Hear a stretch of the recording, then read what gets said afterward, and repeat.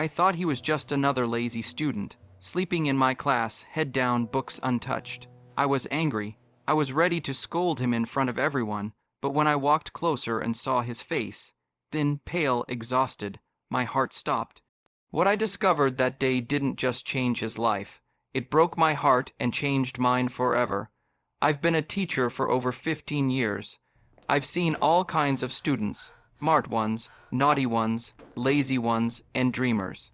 So when I saw Ian sleeping in the last bench of my classroom, I assumed I knew the reason. I cleared my throat loudly. The class went silent. Ian, I said firmly, stand up. He didn't move. I walked toward him, irritation rising in my chest.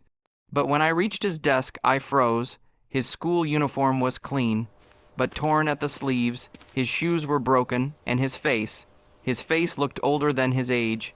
He woke up suddenly, startled, fear filling his eyes. I'm sorry, ma'am, he whispered. I wasn't feeling well. The class laughed quietly. I almost scolded him. Almost. Something stopped me. After class, I called him to my desk. Why were you sleeping? I asked gently. He lowered his head. I didn't sleep last night, ma'am. Why? A silence. Then very softly he said, I work nights. My heart skipped. You're 12. I said, what do you mean you work? He hesitated, then spoke words I'll never forget.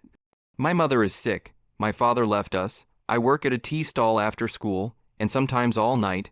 I felt my throat tighten. And food? I asked. He smiled. I eat at work, ma'am, sometimes. Sometimes. That one word broke me. That evening I couldn't stop thinking about him. So I did something teachers aren't supposed to do. I visited his home.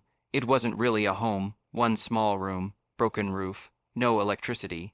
His mother lay on a thin mattress, coughing weakly. She tried to sit up when she saw me. Ian didn't tell you, did he? She asked with shame. He skips meals so I can take my medicine. I stepped outside so they wouldn't see me cry. That night, I couldn't sleep either. The next morning, I decided to help. I planned to arrange free meals for Ian and talk to the school about support. But when I reached home, my own world collapsed. My brother-in-law and sister were waiting. You're wasting money on strangers. My sister snapped. You don't even have children of your own. Then my brother-in-law placed papers on the table. Sign these, he said. Father left this house to us. You're just a teacher. You don't need it. I was shaking. You're lying. I said. He smiled. Check with the lawyer. That night, I felt abandoned from both sides of my life. A week later, I received a letter from my father's lawyer. My hands trembled as I opened it. Inside was the truth. My father had seen everything, the disrespect, the greed, the cruelty. The house was never theirs. He had left everything in my name, with one condition: use this home and money to educate children who have nothing. Tears streamed down my face. The lawyer smiled gently. Your family already tried to sell the house. They failed. That day, karma spoke. I filed the papers. My sister and her husband left silently. No apology, no goodbye.